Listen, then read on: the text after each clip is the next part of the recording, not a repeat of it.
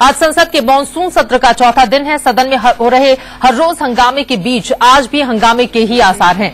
रक्षा मंत्री ए के एंटनी के बयान से नाराज बीजेपी अभी भी अपनी मांग पर अड़ी हुई है कि रक्षा मंत्री देश से माफी मांगे। सरकार आज एंटनी के बयान पर सफाई दे सकती है।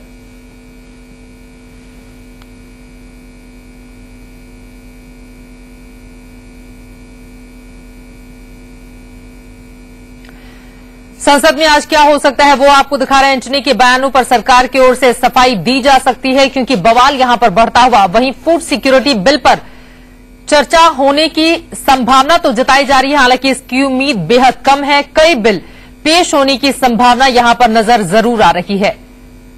पाकिस्तानी हमले पर एंटनी आज फिर से बयान दे सकते हैं और उनकी ओर से जो बयान दिया गया था उसको लेकर जो बवाल मचा हुआ है उस पर क्या सफाई पेश करेंगे रक्षा मंत्री। देश भर की निगाहें इसी बात पर टिकी हुई हैं क्योंकि कहीं न कहीं रक्षा मंत्रालय की ओर से अलग स्टेटमेंट जारी किया गया। रक्षा मंत्री ने सदन के अंदर कुछ और भाषण दिया। हालांकि कल अपने बयान पर वो कायम रहने की बात जरूर दोहराते रहे, लेकिन बीजेपी ने सीधे सीधे हमला बोलते हुए कहा है कि रक्षा मंत्रालय और रक्षा मंत्री के बयानों में आखिर इतना फर्क क्यों है। और इस बारे में रक्षा मंत्री स्पष्टीकरण देते हुए देश से माफी मांगी कि इतने गंभीर और संवेदनशील मुद्दों पर भी सरकार अपनी गंभीरता का परिचय नहीं कर रही है। और एक ही मंत्रालय से मंत्री कुछ और बयान देता है सदन के भीतर और मंत्रालय की ओर से जो प्रेस रिलीज होती है वो कुछ और होती है। इसी मामले में माना यह जा रहा है कि आज सरकार की ओर से इस पर स्पष्टीकरण आ सकता है। सीधे रुख करेंगे हमारे संवाददाता राकेश कुमार सिंह इस वक्त हमारे साथ जुड़ चुके हैं।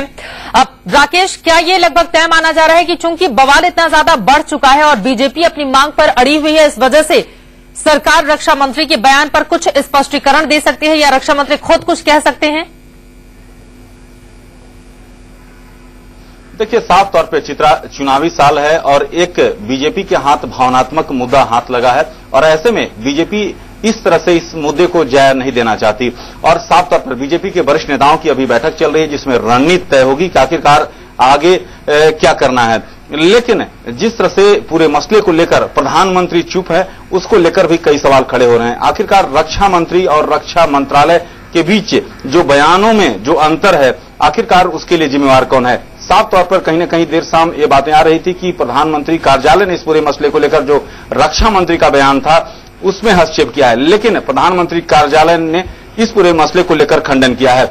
लेकिन साफ तौर पर कहें तो रक्षा मंत्री हो सकता है कि आज इस पूरे मसले को लेकर एक अपनी ओर से नया बयान दे सकते हैं और पूरा स्पष्टीकरण दे सकते हैं कि थल सेनाध्यक्ष जो कि जम्मू कश्मीर से लौटे हैं और पूरे हालात का उन्होंने जायजा लिया है, तो उस पूरे मसले को लेकर रक्षा मंत्री बयान दे सकते हैं। जैसा कि आप जानती हैं कि यशवंत सिन्हा बीजेपी के वरिष्ठ नेता ने पूरे मसले को लेकर प्रिविलेज का नोटिस दिया है रक्षा मंत्री के खिलाफ, तो ये काफी महत्वपूर्ण मुद्दा है और बीजेपी इस मुद्दे पर जो है जितना राजनीति करना चाहती है और खासकर सरकार को घेरने की पूरी कोशिश करेगी, क्योंकि ये रक्षा मंत्री जो कि यूपीए सरकार के शीर्षस्थ मंत्री हैं और उनको ईमानदार छवि का माना जाता है। ऐसे में सरकार इस पूरे मसले पर पीछे सरकार को घेरने की कोशिश विपक्ष पूरी तौर पर करेगी। तीनों ही सेनाओं के प्रमुख सीधे रक्षा मंत्री को रिपोर्ट करते हैं। इतना पद उनका बड़ा है, साथ ही काफी ज्यादा गंभीर ये मसला और उस पर अगर गलत बयानबाजी या फिर दोहरी बातें सामने आए तो देश इस बारे में जवाब चाहेगा ही रक्षा मंत्री से कि कम से कम वो अपनी स्थिति को स्पष्ट करें।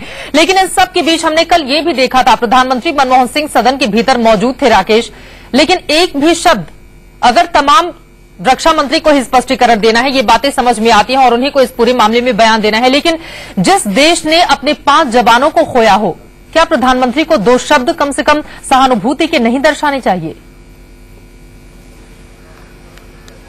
देखिए चित्रा, यही बड़ा सवाल है कि आखिरकार प्रधानमंत्री मौजूद थे सदन में और साफ तौर पर विपक्ष की ओर से लगातार मांग की जा रही थी कि प्रधानमंत्री पूरी स्थिति पर अपना रुख स्पष्ट करें, लेकिन प्रधानमंत्री ने इस पर कुछ भी कहने से मना कर दिया। तो साफ तौर पर जैसा कि आप जानती हैं कि पाकिस्तान का मुद्दा जब आता है तो पूरा देश आंदोलित हो जाता है। तो ऐसे में जिस तरह से विपक्ष के हाथ एक भावनात्मक मुद्दा हाथ लगा है, जनवरी में जिस तरह से 2 भारतीय सैनिकों को सिर काटा गया था पाकिस्तानी सैनिकों द्वारा और उसके बाद भी पूरे देश में किस तरह से माहौल आपने देखा था, अब 5 सैनिकों की हत्या होती है और आखिरकार रक्षा मंत्री का जो बयान है वो रक्षा मंत्रालय से अलग बयान, एक कहीं राकेश पूरा देश उस वक्त गुस्से में था, लेकिन जनवरी में 8 जनवरी को जब सैनिकों की हत्या की गई, उनका सिर कलम किया गया, उसके एक हफ्ते के बाद प्रधानमंत्री मनमोहन सिंह ने सहानुभूति के शब्द जताते हुए दुख भरे शब्दों के साथ वो मीडिया से मुखातिब हुए थे और अभी तो फिलहाल उन्होंने चुप्पी साध रखी है, न जाने कब बोलेंगे। फिलहाल के लिए बहुत शुक्रिया